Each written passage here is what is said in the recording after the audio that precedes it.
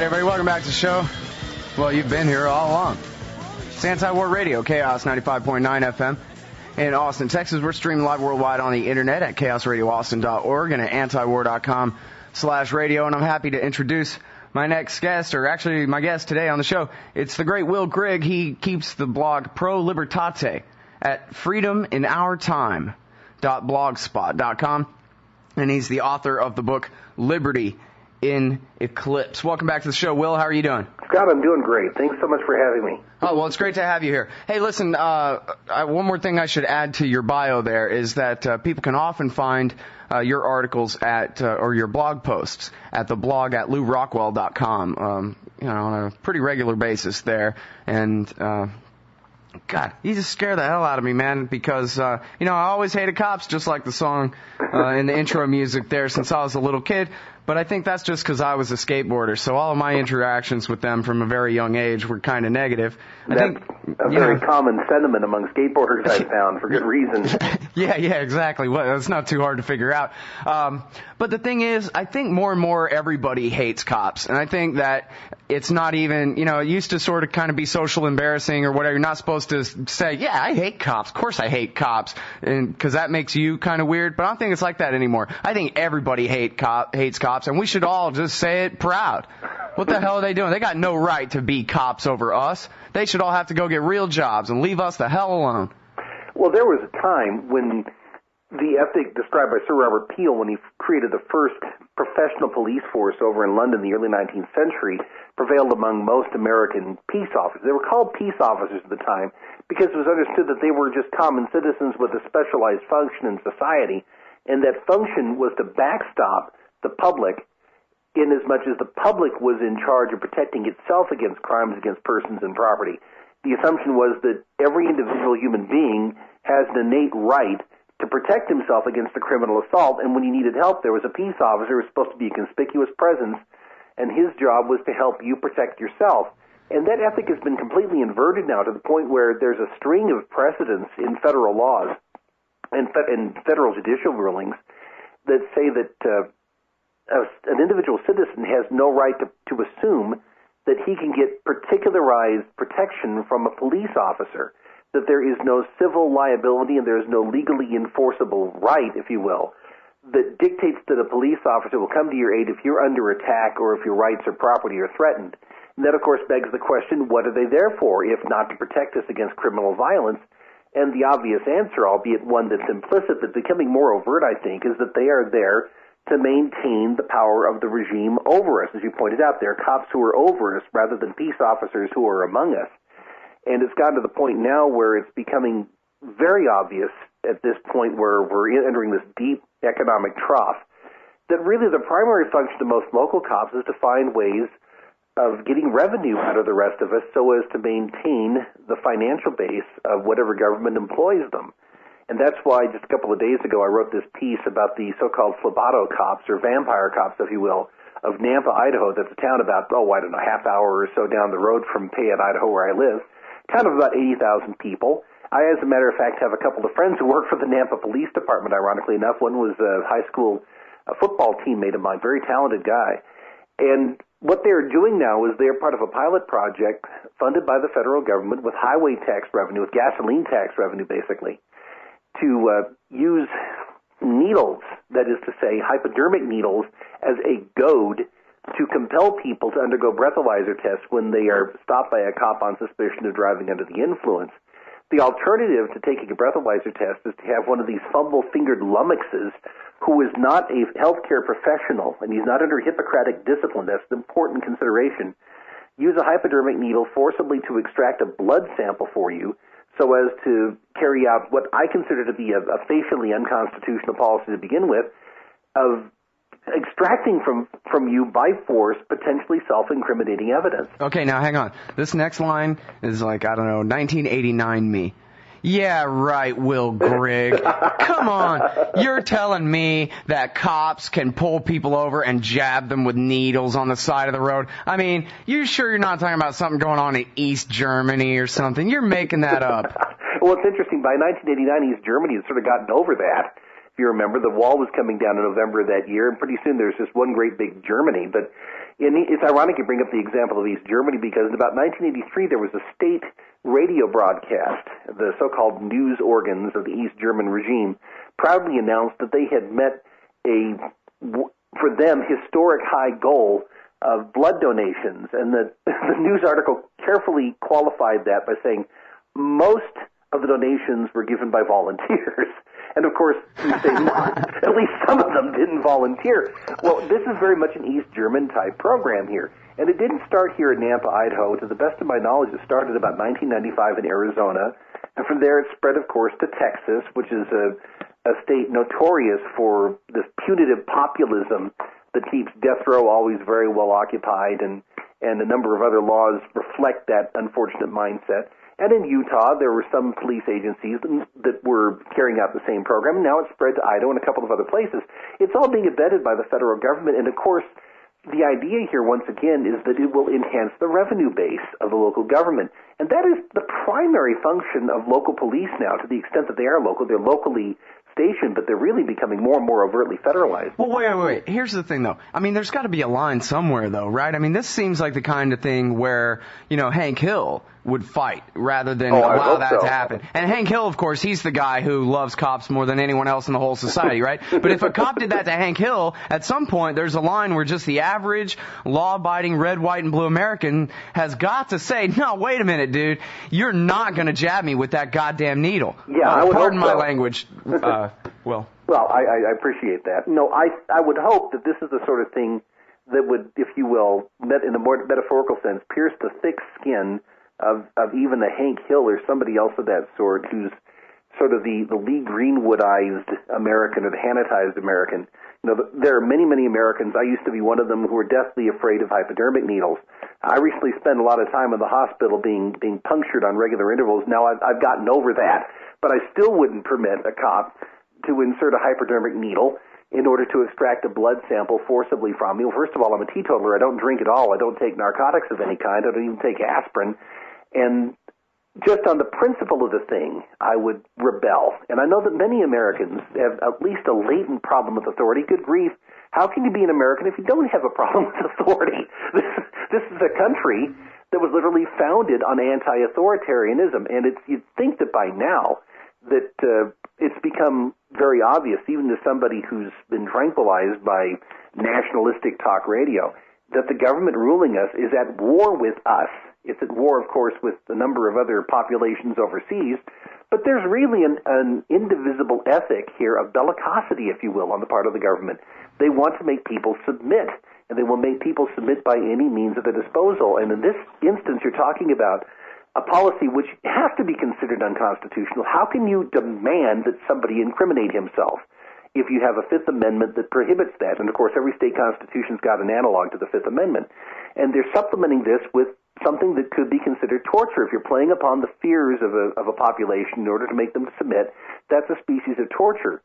And this, of course, is backstopped once again by the supposed right of police officers to engage in summary street justice, as they call it, through electroshock torture, through the use of tasers.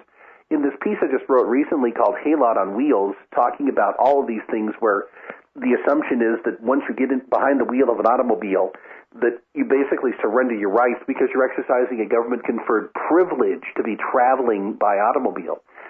There was a case in Arizona in which a man who'd already submitted to an arrest because he was visibly intoxicated. He'd failed his field sobriety test, and they still wanted to get some kind of supplementary evidence from him. Rather than having him blown to a breathalyzer, they threatened to stick him by the side of the road with needles, and he had a deathly fear of needles, and he resisted, and so he was hit with, I believe it was 15 taser shocks, and he ended up with these taser burns across the length and breadth of his body. You look at that kind of thing, and you think, good grief, if, say, 20 years ago we had seen footage of this happening in Cuba or Iran or North Korea, that would be looked upon as totemic of a totalitarian society, and yet it is happening somewhere in this country every day. And people still get the idea that we have local police and that we're a reasonably free country. Neither of those propositions strikes me as true. Right, and see, this is the thing, too, is, as the local police are all more and more under the influence of the national government and the whole concept of federalism is just, completely mocked, especially where the rubber meets the road, when you're talking about the guys with the guns and they were the M16s in Mayberry or whatever it's called. Yeah. This whole thing. At the same time, the coverage, the things that you write about on your blog, again, it's Pro-Libertate. No, it's not. It's called Pro-Libertate. It's freedominourtime.blogspot.com. These are almost all local police cases. We're not sitting here talking about Waco, which ultimately, when you think about it, was only really noteworthy in that they fought back, and there was this long siege, and then eventually the big fire, and it was so many people in one house and whatever. But ultimately, what happens here, as you document on your blog day in and day out, I mean, if we did 2 hours, you couldn't possibly run out of examples for just, the last couple of weeks, is Waco raids for the American people all day long. Yeah, that's exactly right. Ironically enough, in the Waco episode, you had perhaps one of the few examples I can think of in which a county sheriff, actually did the right thing by trying to stand up to federal authority. The local sheriff there. Yeah, Jack Harwell was his name. Yeah, he's a good man, and he remembered at some point, he was part of a different generation of people who were more laid back in the administration of justice. He understood that he was there to serve, not to dominate, not to subjugate. And he actually made an attempt to intervene to get the ATF and eventually the FBI to relent in their siege against these people who were being innocently targeted for an illegal paramilitary raid, and then a 51-day siege that was basically a protracted exercise in psychological and physical torture as a prelude to what could be considered under strict legal definition an act of genocide. They tried to eliminate an entire sect. But Jack Harwell actually tried to intervene, and he was threatened with arrest because he was supposedly obstructing justice when, of course, under the old common law concept of law and order, the sheriff is the apex law enforcement official in a given county. And so you have a handful of people who now are anomalous, and I think that's because the culture's changed. I think that since the real so-called war on crime was inaugurated by Richard Nixon in the early 1970s as a wedge issue, that's the thing that really strikes me as nauseating here, is that he wanted to find some way of rallying the so-called silent majority, the hard hats against the hippies. And the best way to do that was to make a war on crime a wedge issue and make, of course, the so-called war on drugs the defining element of the war on crime. And that really began the hyper-militarization of domestic law enforcement in this country. But that really is sort of a break point, I think. There were a couple of preludes to that. The Law Enforcement Assistance Administration during the Johnson era was helping to federalize law enforcement, and then SWAT teams began to materialize in Los Angeles in 1968. But there was some sense of restraint still and some sense of limits as to what could be done. But when it became a literal war, and that, of course, is what we're dealing with here, it's not metaphorical. When they talk about a war on crime, the only part of that is metaphorical is the description of the target of the war. The actual target of the war would be the liberties of the American public and the constitutional restrictions, such as they are, on the power of government. That all started in about 1971 or 1972, and there's a whole generation of people who are now in positions of administrative authority in police departments whose mindsets have been militarized and who are now creating these little adjuncts of the Pentagon all across the length and breadth of the country, disguised as state and local law enforcement bodies. Well, now, first of all, here, tell me how conservative you are, and then tell me about the war on drugs. And I want to set this up by telling you about an article I read at exiledonline.com. All right. And they're really great writers over there. I have a lot of fun reading that site. And this is about Memphis and how they call it like a fourth world. They wouldn't insult the third world by calling it a third world country over there in Memphis, Tennessee right now. So the whole, I guess, north part of the place, the cops do not go there. The only time anybody calls them is to set them up for an ambush. And they literally have ceded the power to the local gangs there. There's no money. There's the local factories pay people $8 an hour, and they're lucky that their job hadn't moved to China for that. And what else are they going to do but participate in the black markets and, unleash violence on each other in order to settle their disputes? I mean, you got to, please, tell people how conservative you are and then teach them the economics of these black markets in these, especially in drugs. My personal conservatism in terms of my morals and ethics and the way that I'm raising my children would be best understood, I think, if you have two facts in mind. The first of which is that I used to be employed by the John Birch Society, which is considered pretty much the outlier at the furthest fringe of the conservative right wing, as is defined colloquially. And secondly, we were a homeschooling family of independent, Bible-believing Christians attending independent evangelical churches. Why independent? Because I'm suspicious of denominationalism. I really think that denominations are one of the ways that people's piety would be channeled into paths that are dangerous, not only theologically but also politically. I think a lot of damage has been done that way. I don't smoke or drink, as I mentioned. I'm a uxorious husband of a wonderful wife and grateful father of 6 children. The fact that we have 6 children, I think, is another marker of my conservatism.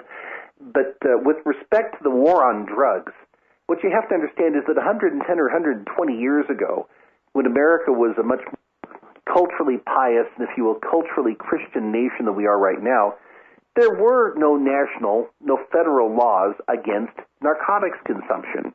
You could pick up a magazine that was targeting your typical church-going mainstream American family and see advertisements for topical analgesics that used cocaine. As a matter of fact, cocaine was widely advertised as being available at the local apothecary. It was a matter of simplicity to go down there and buy it in any quantity that you thought was appropriate, because the assumption was that people would exercise a moderate level of self-restraint using something that was admittedly dangerous.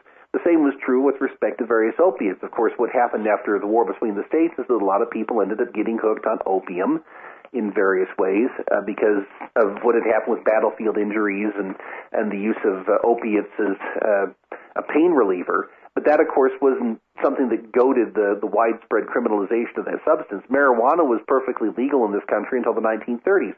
This didn't create a whole society full of drug addicts.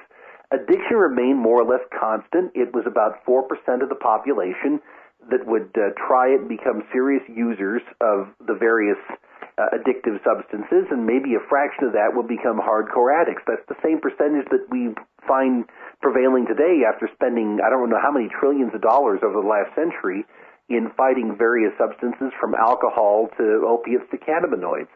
But what happens when the government gets involved in the so-called war on drugs is that they're involved in this immense scheme of price support for the criminal element which is involved in satisfying the appetites of people for consuming drugs. It keeps the price artificially high. There's a risk premium built into the price because you have people who are involved in smuggling rather than legal and open commerce. You have people fighting for turf using the methods of violence and corruption as opposed to conducting peaceful buyouts that would be mutually satisfactory. And the other thing that happens as well is that you have reciprocal corruption going on with law enforcement, because the people running the prohibitionist side of the war on drugs don't want that war to end. There are careers that are made, there are institutions that depend upon the persistence of that problem, and so there's this ungodly symbiosis between crooks in the political overworld, and particularly the law enforcement element of the overworld, and there are, of course, people involved in banking and finance that are deeply involved in this as well, such as the brother of the former president of Mexico, Mr. Salinas. His brother was deeply involved with the cartels in Mexico, and Mr. Salinas himself, as somebody who held a chair on the board of Dow Jones, must have known what was going on. But you have careers that are made in the prohibitionist end of things, and of course there are careers that are made in terms of circumventing prohibition. And it was ever thus. I'm reading a book now about J. Edgar Hoover and the FBI called Puppet Master. And before J. Edgar Hoover was made the director of what became the Federal Bureau of Investigation, was called the Bureau of Investigation, the people running that outfit were notorious for their kinship with and their corrupt business dealings with people who were involved in skirting prohibition. And it's the same thing that's going on today. Well, it's the same with the war party, too. I mean, the Golden Triangle in Vietnam, all the heroin, all the drug smuggling by the Contras under the eyes of the watchful eye protection of the CIA during the 1980s. And, of course, who occupies Afghanistan now? I mean, come on. Yeah, or for that matter, take a look at the people who are running Kosovo. The so-called Kosovo Liberation Army was a group that coalesced out of the drug-dealing underworld of Albanian nationalism, and they're connected with like-minded people in Afghanistan. it almost seems as if our foreign policy in many ways was devoted to making sure that there are certain corporatist drug interests that are carefully ensconced in key positions throughout the Balkans and the Near East. It seems that way, and maybe it is that way. I don't know. I'm cynical enough to think that might play a role in what's going on here. But you mentioned the CIA. What do you think, of course, LSD came from? I mean, there was a time in the 1950s when they held the entire world supply of LSD. Hey, Ted Kaczynski's just blowback from MK Ultra LSD experiments, right there. Very much so, yeah. Yeah. Well, and let's see. There's a couple places I wanted to go. I wanted to ask you about the class war, but before that, I wanted to. The real point that you're getting at here, or I think can be drawn here, is about the consequences for people like you, who, as you said, you're a teetotaler, and there are plenty of people in this society who don't participate even in the black markets that have anything to do with drugs or anything like that, and they are paying the consequences too, not just in terms of foreign policies, but if they have to meet a cop, he might very well have, full body armor and a machine gun. And, things have changed for all of us because of this drug war. That's exactly right. I mean, the collateral damage is actually becoming, I think, the major issue here, and that is the fact that because the natural dynamic of the so-called war on drugs is to militarize the conflict, you have that becoming the standard operating mode for all law enforcement everywhere. Every time I've run into a police officer in the last 5 or 10 years, he's been wearing body armor. He's not been wearing the Star Wars-style full body kit, but he's had a plate beneath his shirt. It's obvious that he's wearing some kind of bullet-resistant apparatus beneath his shirt. And I'm somebody who fits the profile, quite frankly. I'm a large brown guy of Hispanic ancestry, and you see me driving a large van, and you may or may not know, on the basis of my comportment or the way that I express myself, that I'm a native-born American citizen, born and bred in Idaho. But if somebody simply encounters me in a situation where they're hyped up over some kind of a joint task force operation to suppress drug trafficking in a given area, that shaves the margin of safety as far as the civilian's concerned. Because the way that a police officer is trained to deal with a situation like that, officer safety is the prime directive. And so, as far as he's concerned, he's going to have to be in the position of making me submit and making sure that I'm taken care of in such a way that I don't pose a threat to him in most circumstances. And once again, let me describe where I live here. This is a rural community, about 7,000 people. There is a joint, a multi-jurisdictional joint federal-local task force here called the High Desert Task Force that operates on both sides of the Snake River in Oregon and in Idaho. And there isn't a week that goes by that they're not kicking in doors and throwing people face down on the floor and then collecting a trivial amount of narcotics or controlled substances, methamphetamine being the big one here. Methamphetamine, once again, is an outgrowth of the war on drugs. This is a cheaper and more readily available substitute for another drug that had been prohibited and been made a target. And and you want to talk about collateral damage here. You can't buy certain cold preparations during the winter here in the quantity that you'd need because methamphetamine can be synthesized from them, and so you have to sign a log and you have to be rationed. You have to have this rationed by law. And that's an issue for me because I got a large family of young kids who tend to get sick in the wintertime, and sometimes I can't get them the good stuff. They have to settle for something that's a little better than a placebo. But this is happening here in Payette, across the Snake River in Ontario, Oregon, in Caldwell and Nampa, Idaho, where doors are being kicked in and heavily armored people are dragging people out of their homes. And that does have a consequence when you're a common civilian, maybe somebody who's completely abstemious when it comes to drugs or alcohol, encounters a law enforcement officer. Well, here's the thing, too, Will. We ought to all understand this. I mean, they show us, and we talked about this before, I think, Dallas SWAT, and they drive up with their tank, and then they just attach it to the front of the house, and they pull the front of the house down. This is their dynamic entry. I mean, none of this is a secret. None of this is outside of even, you don't have to go to antipolicestate.com or something to find this. They advertise it on TV. It's supposed to be hilarious, we think, Oh, yeah, it's celebrated on television. All right, now, one more thing here real quick. In the last few minutes here, I wanted to ask you about class war. And now, obviously, from a commie point of view, class war just means rich against poor, simple as that. From a Rothbardian point of view, class war is a legitimate subject, but there's a bit different libertarian spin on it. It's about who's using the state against who. And, of course, everybody's on welfare pretty much in this society. For the first 100 years of America after the Constitution, you had to be rich to get on welfare. And then in the 20th century, they basically bribed us with a little bit of our own money, and now we're all on it. But it seems like, we talked, I mentioned Memphis there and how it's this fourth world country now with just no capital and how, what are you going to do? If you just took a city on a map and you just said, okay, let's cut off capital to this city. Well, what do you think's going to happen? Sure. It's going to turn into total criminality and then militarized police and all of the rest of this. And it does seem to me like there is a class war going on and that it is the billionaires that have the upper hand clearly in controlling the state, not the masses of people, as in the propaganda.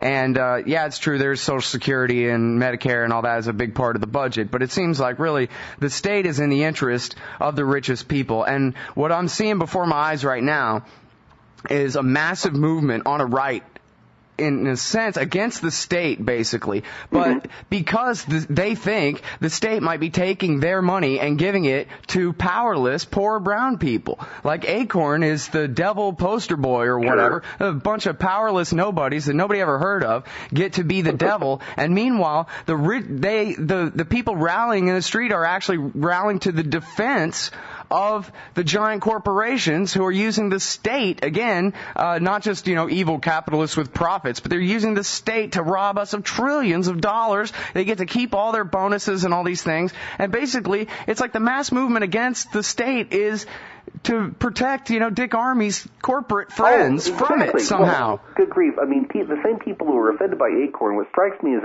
a very low-grade scam type of an operation.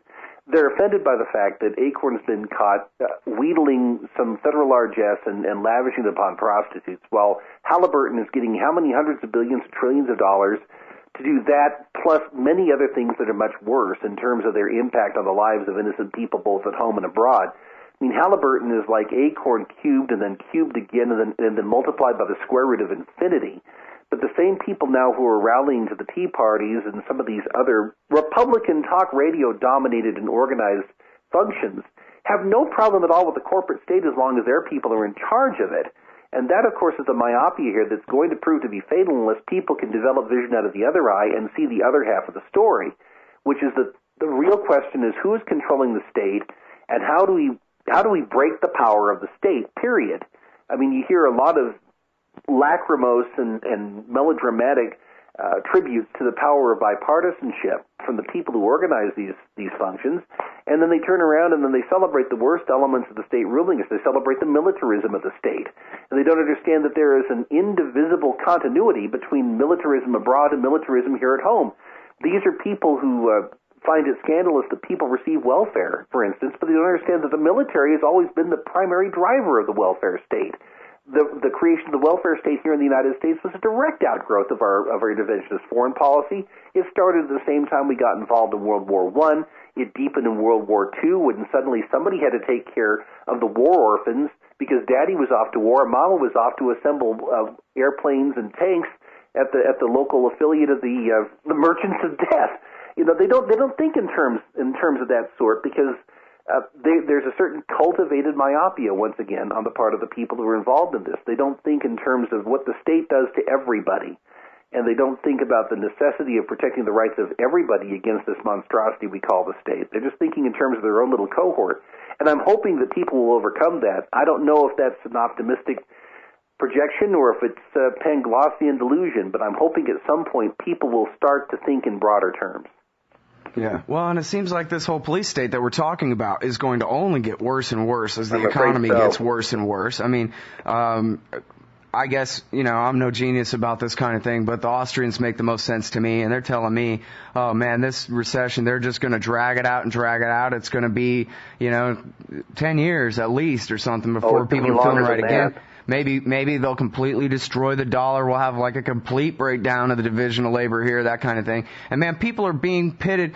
It's like, it really is more like the commies would construct it. It's the richest people in this society are turning all of us against each other based on this stupid country rock and roll division. And meanwhile, we know who all the sons of bitches are, man. It's right there in the newspaper. Yeah. That's exactly right. And, divide and conquer being the oldest strategy, people are being pitted against each other on the basis of aesthetic considerations. And once again, I go back to the wedge issues that were pioneered under Nixon. That's where the whole war on drugs came from, the whole war on crime came from. You had Nixon representing plutocratic interests, the same kind of corporate interests now that are dominating both branches of the establishment party. I don't consider the Republicans and Democrats to be different parties. I consider them the appendages of the same ruling elite. And they practice the same politics of welfare, warfare, the same politics of corporatism as opposed to free market capitalism. And they find their constituencies, they cultivate their constituencies, they feed them on the basis of resenting the other people rather than loving liberty. People don't love liberty as much as they hate the other faction. And that is a situation in which liberty is going to be extinguished unless people somehow come to their senses. Yeah, and the thing is, too, especially when it's a right-wing talking point, even though I don't think there's a lot of real understanding there, I think that we ought to really be able to come to a left-right libertarian consensus that what we face is fascism. It's not quite, guys in gray uniforms marching up and down the street and what have you, but the economic construction we're talking about is mercantilism at war. It's empire and this massive state capitalist structure that we have. This crony capitalist structure that we have. And so really it seems like the only lie we really got to knock down, and you're really in the best position to do it, Will, to work at doing it, is knocking down this construction that Barack Obama is some Afroed, black power, revolutionary from, activist from below somehow. He really is some kind of revolutionary socialist. When no, really, Virginia, he's actually a corporate puppet fascist just like George Bush and Bill Clinton and George Bush and Ronald Reagan and the rest of them before. He's no different in kind, or he wouldn't have been allowed the job in the first place. That's not so hard. Not at all. I mean, the salient characteristic of Obama's administration thus far has been his utter continuity with his predecessor in every particular. I mean, he was a year ago talking about the supposed critical need to have the TARP program passed to bail out all these plutocratic robbers on Wall Street.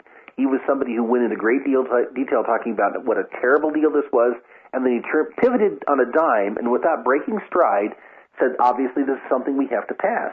And he surrounded himself with people who were among the architects of our financial meltdown. With respect to civil liberties, he's endorsed every one of the most abhorrent policies of his predecessor while giving pious speeches for the benefit of some people who think that he represents something a little bit different. But he's somebody who is just basically a more anodyne personality than his predecessor. He speaks in complete sentences, which is a bit of a relief, I suppose, after dealing with George Bush's mangling of the English language for 8 years. He does seem to have a better family life than Bill Clinton. But the point is that in terms of his policies, he's not appreciably different from any of them. And he's accentuating what began over a year ago with respect to the full-bore conversion of our economy into outright corporatist, if you will, fascist collectivism. But the people who are rallying once again at Washington last week, and the people who are now becoming the salient of the Republican counterattack, would have us believe that this is all something inflicted upon us by Obama. They don't remember. I mean, they obviously don't have a short-term memory adequate to remember that this all began under George W. Bush, and you have a handoff of the baton that was utterly seamless. Yeah, it certainly seems like it. Wow, I was about to say something really smart, and I forgot what it was. I have that problem all the time. Anyway, I got to tell you, man, I really appreciate your blog and all your writing. Thank you. And I appreciate your time on the show today. Well, thank you so much for the opportunity. It's always wonderful to talk to you, Scott. I think you do a wonderful job with this program. It's indispensable. Well, thanks very much for that. All right, everybody, that's Will Grigg. The website is Pro-Libertate. That's freedominourtime.blogspot.com. And the book is called Liberty in Eclipse. You can also find him regularly at the blog at LouRockwell.com.